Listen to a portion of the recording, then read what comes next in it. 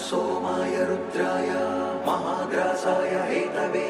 प्रपद्येऽहं विरूपाक्षं शरण्यं ब्रह्मचारिणं महादेवं महायोगम् ईशानं वम्बिकापतिं योगिनां योगदातारं योगमाया समावृतम्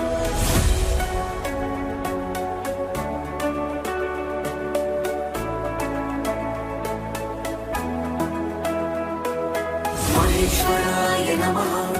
वामदेवाय नमः त्रिलोकेशाय नमः परमेश्वराय नमः